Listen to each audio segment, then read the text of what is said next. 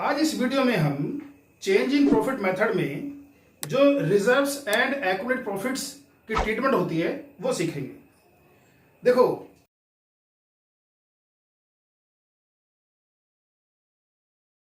Balance sheet में एक हमारी एसेट साइड है और एक हमारी लायबिलिटी साइड है।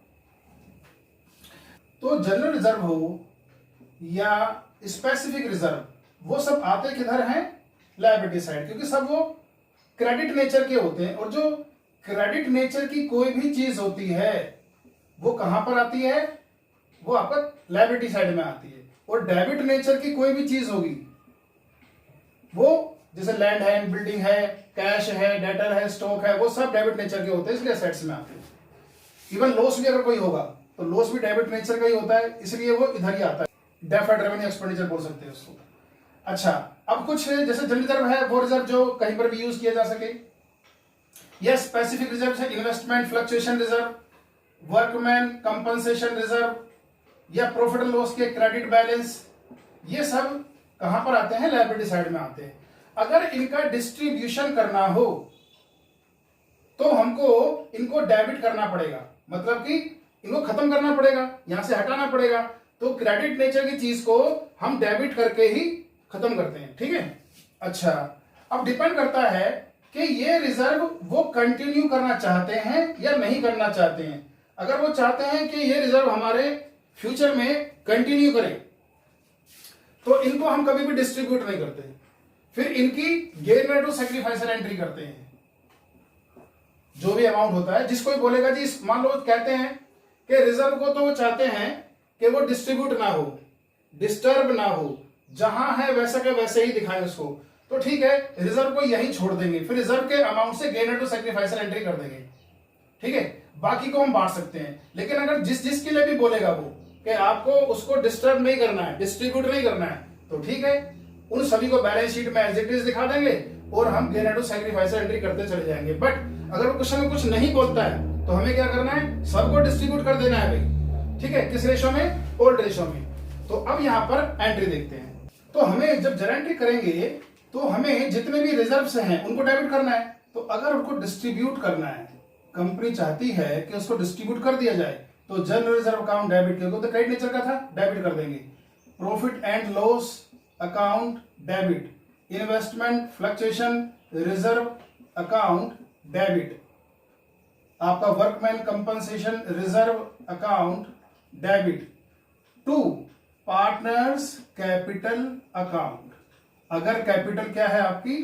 फ्लक्चुएटिंग है। लेकिन अगर कैपिटल आपकी फिक्स है तो यहां पर क्या आ जाएगा? ये करंट अकाउंट। तो रिजर्व को अगर वो कहते हैं डिस्ट्रीब्यूट कर दो, if partners want to distribute the reserves, तब हमको ये एंट्री करनी है।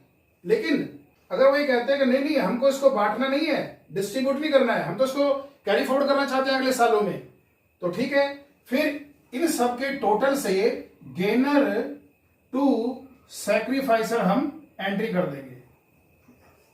गेनर पार्टनर टू सैक्रिफाइसर पार्टनर, ठीक है। तो जैसे हम गुडविल की ट्रीटमेंट करते हैं सेम वैसे ही एंट्री कर देंगे। तो हम क्वेश्चन नंबर 11 करते हैं। एक्स वाई पार्टनर है, इनका पुराना रेशो 3:2 था और अप्रैल 90 से इन्होंने डिसाइड किया है कि वो अब इक्वली पार्टनर्स हो जाएंगे, ठीक है। कंपनी के पास पहले से ही 1.5 लाख रुपए का प्रॉफिट एंड लॉस का क्रेडिट बैलेंस पड़ा हुआ है जिस दिन इन्होंने चेंज किया था रेशो में, और वो चाहते हैं कि इसको डिस्ट्रीब्यूट कर दिया जाए, ठीक है। वो इसकी एडजस्टमेंट नहीं करना चाहते, या ये हम कह सकते हैं कि वो इसको कंटिन्यू नहीं करना चाहते फ्यूचर के लिए, वो यहीं बांट लेना चाहते हैं, ठीक है। अब हमें यहाँ उसके रेशो निकालने की जरूरत नहीं है, सैक्रिफाइसिंग रेशो, क्योंकि हम तो बांटना ही है और बांटेंगे हम ओल्ड रेशो में।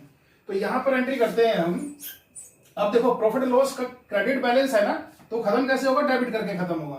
तो profit and loss account debit to X capital account to Y's capital account. यहां पर अगर डिस्ट्रीब्यूशन ऑफ प्रॉफिट हो रहा है तो हमेशा ओल्ड रेशियो में होगा। ओल्ड रेशियो क्या थी? यहां पर 3:2।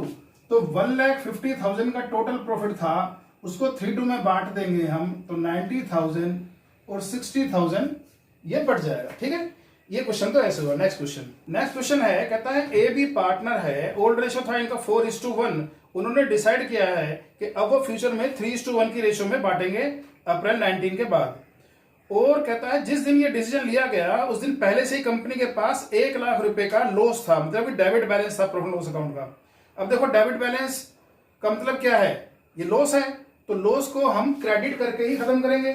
तो यहां पर ए और बी को हम बांटेंगे इस लॉस को, तो A account debit, B capital account debit to profit and loss account. तो देखो डेबिट बैलेंस था ना प्रॉफिट एंड लॉस अकाउंट का, तो उसको हमने क्रेडिट कर दिया। और पार्टनर्स, क्योंकि क्रेडिट नेचर के होते हैं पार्टनर्स कैपिटल अकाउंट, तो उनके अकाउंट से पैसा निकालने के लिए, लॉस को चार्ज करने के लिए हमने उनको डेबिट कर दिया। कितने रुपए से? कंपनी का 1 लाख रुपए का लॉस था। 1 लाख रुपए के इस लॉस को हम हमेशा जब डिस्ट्रीब्यूट करेंगे तो ओल्ड रेशियो में करेंगे, जो कि यहाँ पर 4:1 है। तो यहाँ पर हमने 80,000 और 20,000 करके इनके अकाउंट से एडजस्ट कर दिया, लेस कर दिए। अगला क्वेश्चन, नेक्स्ट क्वेश्चन है 13, XYZ पार्टनर्स हैं, आपस का रेशियो पुराना था 5:3:2, तो अभी उन्होंने डिसाइड किया है कि 2019 के बाद इनकी न्यू रेशियो हो जाएगी 2:3:5। अब वो कहते हैं कि कंपनी के पास पहले से ही रिजर्व पड़े हुए हैं, एक्यूमुलेटेड प्रॉफिट्स पड़े हुए हैं और कुछ लॉस भी है। तो क्वेश्चन में से दिया है क्या क्या है, रिजर्व है 6,000 रुपए का, प्रॉफिट लॉस का क्रेडिट बैलेंस है 24,000 का, और एडवर्टीजमेंट सस्पेंस मतलब कि डेफर्ड लॉस है हमारा, ये एक्सपेंस है, तो 12,000 रुपए का ये पड़ा हुआ है। देखो जो लॉस होता है या एक्सपेंस होता है वो हमेशा डेबिट नेचर का होता है। तो अब यहां देख रहे हैं हम, अब देखो जनरल रिजर्व हमारे पास कितने का है, 6,000 रुपए का, और प्रॉफिट लॉस का क्रेडिट बैलेंस हमारा कितने का है, आपका 24,000 रुपए का, और हमारा एडवर्टीजमेंट सस्पेंस अकाउंट 12,000 रुपए। तो कुल मिलाकर देखो ये डेबिट बैलेंस है, ये क्रेडिट बैलेंस है, क्रेडिट बैलेंस है। क्रेडिट बैलेंस हमारे पास टोटल 30,000 रुपए के हैं और ये 12,000 रुपए का डेबिट बैलेंस है। ठीक है, तो इसको हम लेस करेंगे तो 18,000 रुपए का हमारा फिर भी क्रेडिट बैलेंस बचेगा। खैर, तो सबसे पहले हम यहां पर रेशो निकाल लेते हैं। इनकी पहले रेशो थी 5:3:2, एक्स, वाई और जेड की, पहले 10 हिस्से होते थे, तो ओल्ड रेशो। आज इनकी जो रेशो हो गई है वो 2:3:5 हो गई है, न्यू रेशो 2:3:5। आज भी 10 ही हिस्से होते हैं। तो अब देख रहे हैं पहले इसको 5 मिलते थे, आज 3 मिल रहे हैं। भाई एक्स ने 3 यूनिट का सेक्रीफाइस किया, वाई को कोई फर्क पड़ा नहीं, और इधर इसने 3 यूनिट का गेन किया। ओके, आउट ऑफ 10, तो 3/10 एक्स ने सेक्रीफाइस किया और जेड ने 3/10 गेन किया।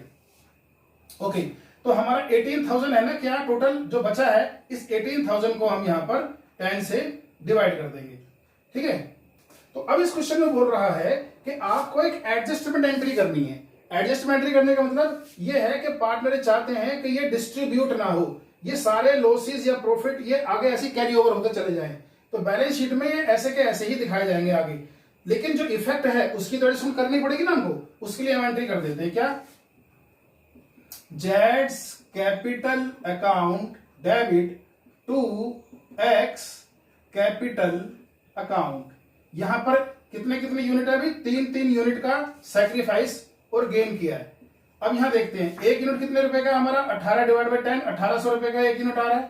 तो 1800 इंटू 3, 1800 इंटू 3, तो 5400 और 5400 इनका एडजस्ट कर दिया जाएगा, मतलब कि जेड के अकाउंट से 5400 निकाल करके और एक्स को दे दिए जाएंगे। ये इसकी एडजस्टमेंट हुई। तो इस वीडियो में इतना ही, थैंक यू।